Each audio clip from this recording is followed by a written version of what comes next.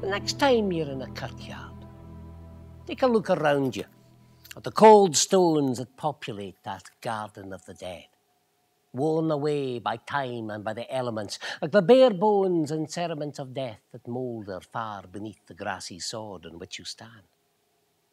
And think on what it is that each of these grave markers represents. For each is a last reminder, a last testament, if you will, to a legion of lives lived and lives lost. All that remains of countless generations of good, honest Stirling folk who once walked the borough streets and breathed the chill night air as you do now. And think on those poor souls who through poverty, misfortune or neglect were spared no last reminder that once they lived and breathed and walked in light of day. One such, who lived in Stirling in the late years of the 18th century, was a lad by the name of Alick Lyon, Blind Alick, as he was known to his peers. Now, born, as his pretty sobriquet would no doubt imply to you, without the precious gift of sight, you might think the poor lad had suffered enough, but no. For he was burdened by a more terrible blight than blindness. He suffered possession of a proud father, a man of noble birth, who saw his boy's sightlessness as showing poorly upon his good name and house. And fearful of the scorn of his friends and neighbours, at the first opportunity he cast his son and heir, his only begotten boy, from his door, placed him in the care, if care it could be called, of a stern-faced schoolmaster, a brute of a man who saw it as his duty before the Lord to beat the fear of God into his infant charges each hour they remained beneath his roof. Alick's classmates, they could find some small relief from these petty torments in the jibes, jests and merry japes of the schoolyard. The blind boy could not join in their mirth, and often, for his blindness' sake, became the subject of their infant malice. For children can be the cruelest of us all at times. It is said he left that place with but two things. The first was an achievement, to be sure. In his lonely hours, he had taken time to memorize each word, each chapter and verse of the Bible and the Book of Common Prayer. He was never seen upon the streets of the town without his grandfather's old leather-bound Bible, the only gift, mark you, he had ever received from his cruel father, clutched comfortingly to his breast. Though what possible use a book could be to a blind man back then is anyone's guess. But I said he took but two things from that place. Well, the second, my friends, is terrible to consider. It was a hatred, a seething, burning fire in his gut, a loathing for the sound of laughter, the same mocking, joyless mirth he'd been made to endure at the hands of his cruel-hearted classmates. As he grew to manhood and to old age, he became a figure of fun in the old town, berating his neighbours for their wanton ways, warning of the evils of the demon drink, of how hard liquor, of alcohol would lead each man and woman in the town to Satan's grasp, to burn eternally in perdition's flame. He made me look popular, and I hung people. Then one night, one windswept winter's night, as it always seems to be in such tales as these, he entered the Stirling Arms, a free-bit tavern in what now was Baker Street. And as he had so many times in the past, he began to preach and prattle at the drunkards and the dullards there. But the barkeep, a rogue named Thomas Bone, he'd had enough. He was losing good silver coin every time this pious old fool started his prattling. He wrenched the old man's beloved Bible from his grasp, cast it through the open door to land in the muck and mire of the gutter beyond. And just in case his action had been too subtle for a sightless man to see, he promptly hurled the old preacher after it. As Alick landed face first in that stinking mire, his heart thundered in his breast. He bid for one sweet, silent second that his blessed Creator, the Lord above, should send forth a vengeful fire as in days of yore and smite all those who would so offend and so afflict, one whose only wish in this world was to do God's work and spread his holy word. But Alick remained silent. But as a good Christian, he knew in his heart, if he yielded to anger in that moment, he would be yielding to the sin of pride. And he would be made a sinner for the sake of no drunken fool in a worthless alehouse. Instead, though it pained his bruised old bones to do so, he picked himself from the gutter. He brushed what he could of the muck and mire from the sodden folds of his coat, and his keen ears did then what his sightless eyes could not. They led him towards the loudest laughter in the tavern, that of the barkeep, Thomas Bone. As he walked through the throng, a hush fell over the mob.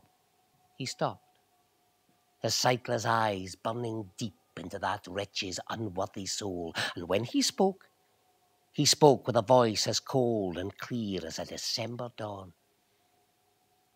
He told that a dark day would soon come to pass, when those who offended God's true and worthy servant would have cause to lament their wickedness. But when that day came, only one so sure of faith and pure of heart as he could stand between Stirling and some terrible end. Without saying another word, he turned. He made his way out of the tavern, up the cobbled causeway which led from Baker Street, and up towards the old town. And there, my friends, some will tell you the story of Blind Alick Lyon ends, for he was never seen again, save for the once, that is.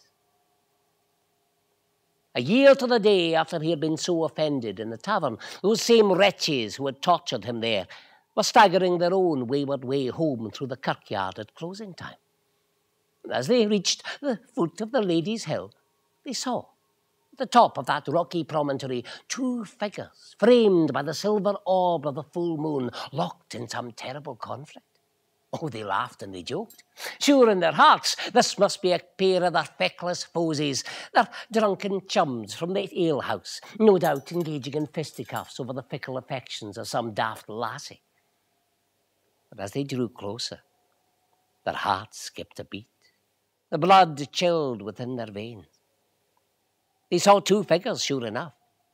And the first they fancied they recognised almost immediately. Was it not, after all, the old preacher, Alick Lyon, so long missing from the town, though, if truth be told, not one of them had missed him for a second of all that time?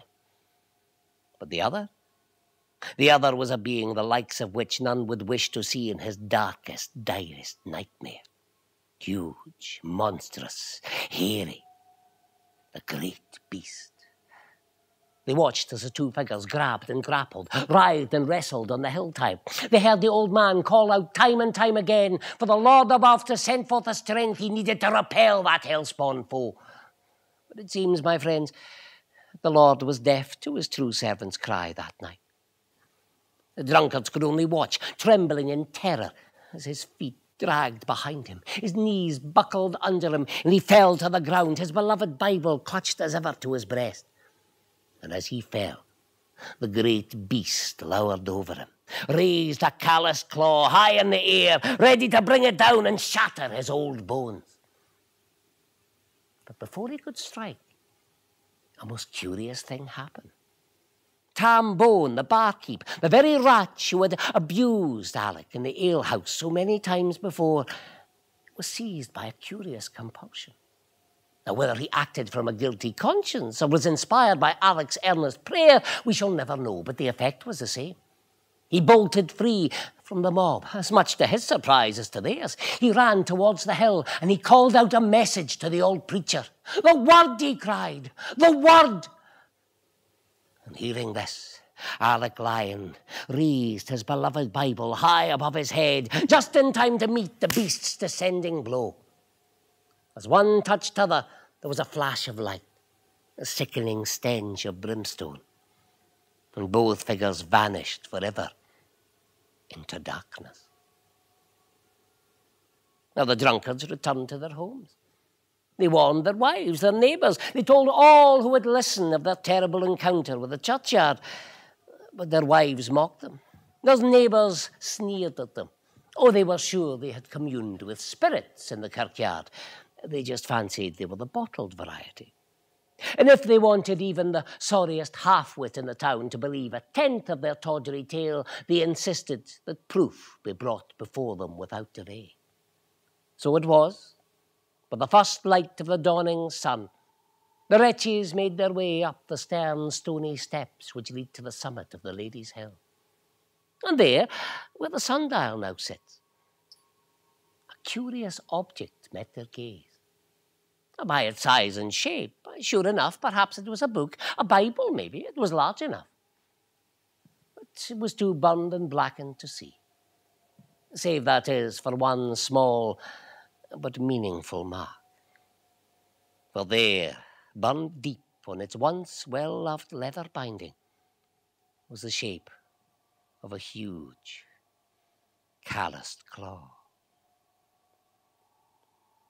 It said that none of those wretches ever enjoyed a quiet night's sleep for the rest of their days. Their every moment's slumber haunted by the sure and certain knowledge that of all the sinners who have walked the streets of Stirling, they, and they alone, opposed the man who would stand between the beast and the borough. I do love a story with a happy ending, don't you?